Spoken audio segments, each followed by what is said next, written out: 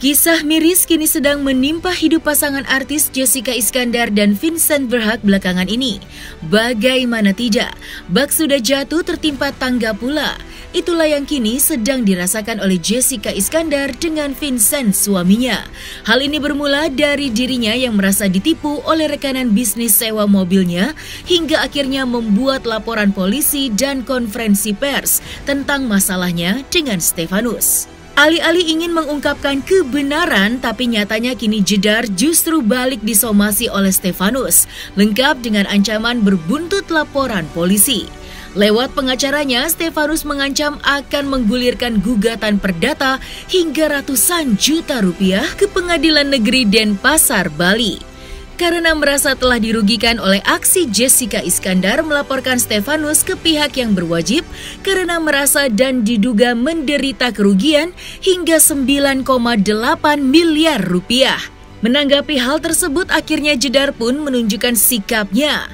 Lantas, seperti apa langkah yang akan ditempuh Jedar dalam melawan pihak Steven? Pada kesempatan itu kita sudah melayangkan somasi pada hari Sabtu pagi, diterima langsung oleh ibundanya Vincent, di rumahnya Vincent. Dan somasi kita itu berlaku 3 kali 24 jam. Dan tidak tutup kemungkinan saya juga akan mendaftarkan di Pengadilan Negeri Denpasar untuk menggugat perbuatan melawan hukum yang telah dilakukan oleh Jessica Iskandar. Karena telah membuat klien kami kerugian baik materi dan inmateri. Kemungkinannya untuk inmateri kami akan gugat ratusan juta. Bahwa pengakuan dari saudara Jessica Iskandar ataupun saudara Vincent itu dia telah mengalami kerugian 9,8 miliar. 9,8 miliar dari awal itu adalah akumulasi dan tidak pernah diterima oleh klien kami, tapi melalui perusahaan.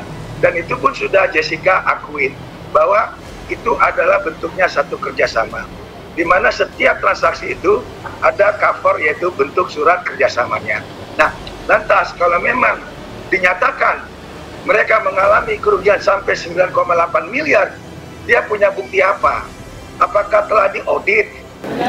Ya, kalaupun somasi ya udah somasi aja gitu. Aku juga nggak ngerti somasi aku tuh di mananya gitu kan. Ya mudah-mudahan kalau somasi terlapor bisa datang ke Indonesia kan untuk somasi gitu. Jadi mudah-mudahan terlapor bisa datang juga sekalian bisa menghadap polisi untuk memberikan keterangan untuk di BAP gitu juga, supaya kan jangan ngumpet terus di Singapura. Soalnya aku juga capek bolak-balik terus. Aku juga kan punya anak, punya bayi gitu. Anak aku sekarang juga jadi gimana ya, kasihan gitu ngelihat akunya stres, ngelihat akunya kosong gitu. Jadi aku juga nggak mau ada terus kayak gini. Aku pengen cepet selesai gitu. Pembelaan diri terbaik adalah serang balik, itu aja ya kan. Jadi ya kita sebagai korban, aku sebagai korban, aku punya tim kuasa hukum. Ya semoga mereka bisa juga membantu dengan sebaik-baiknya. Makanya aku berharap ketika terlapor somasi aku, dia bisa datang ke Indonesia sekalian untuk di BAP. Kan soalnya sekarang dia nggak mau pulang-pulang. Aku tuh, teman-teman aku tuh selalu bilang, aduh lu tuh kasihan banget, tatapan lu tuh udah kosong, udah gini, mudah-mudahan cepat selesai deh masalahnya. Terus aku bilang, iya aku tuh demamnya aku udah lewatin, stres susu aku sampai nggak keluar tuh aku udah lewatin gitu. Ini kan udah mau 3 bulan gitu. Jadi sekarang tuh udah lebih ke belajar untuk ikhlas dengan menjalani musibah ini, menerima musibah ini, tapi tetap aku tuh tetap ingin memperjuangkan keadilan gitu, supaya kayak gini tuh jangan dibiarin gitu aja gitu, harus ditindak, harus diberikan efek jerah supaya orang-orang lain tuh nggak gampang untuk nipu orang lain lagi gitu. Intinya nggak mudah percaya sih, soalnya kalau untuk kontrak semuanya ada, untuk kontrak, bukti transfer semuanya tuh aku jelas kasihnya, tapi yang aku dapat bukti transfer profitnya itu uangnya nggak masuk. Terus mobil-mobil aku yang aku taruh di rental miliknya dia juga sekarang udah nggak tahu ada di mana, dijual-jual kemana aku nggak tahu. Terus kabarnya ini kan sekarang saksi-saksi udah dipanggil, terus bukti-bukti juga udah jelas, udah lengkap gitu. Jadi tinggal nunggu polisi untuk buat surat panggilan ke terlapor gitu. Tapi emang mungkin ada prosesnya kali ya, tapi ya aku berharap bisa secepatnya lah terlapor dipanggil. Kasus yang kini sedang dihadapi Jedar nampaknya turut mempengaruhi kesehatan dari sang ayahanda, Hardy Iskandar. Ya, beberapa waktu lalu ayah dari Jessica Iskandar dikabarkan mendadak jatuh sakit, sehingga membuat Jessica Iskandar tidak hanya diguncang sedih, tapi juga sakit hati.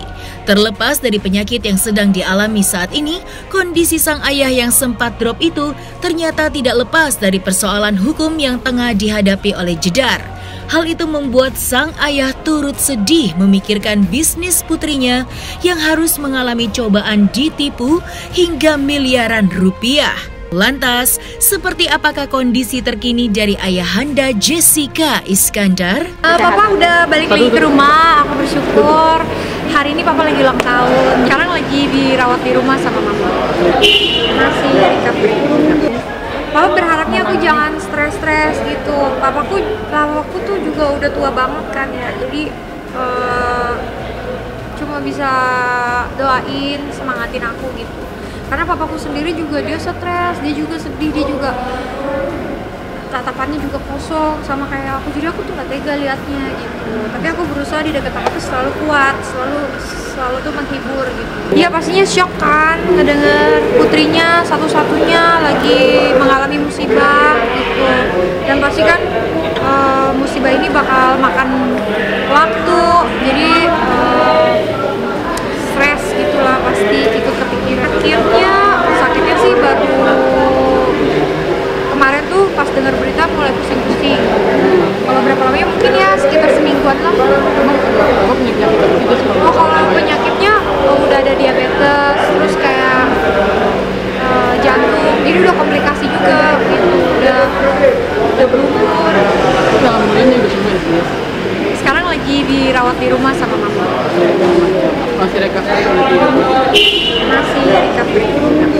Dengan kasus yang kemarin itu sebenarnya gimana sih Jessica menjelaskan kepada papa sampai papa? Aku cuma bilang, iya papa, aku mohon papa gak usah ikut stres gitu, biar aku aja, sama kan udah ada Vincent yang bantuin aku gitu. Jadi papa ikhlas aja ya papa, pokoknya kita berusaha melakukan yang terbaik, apalagi kita udah serahin juga ke tim kuasa hukum, udah juga lapor polisi gitu. Jadi kita biarkan polisi Indonesia yang akan bertindak untuk memeriksa terlapor gitu.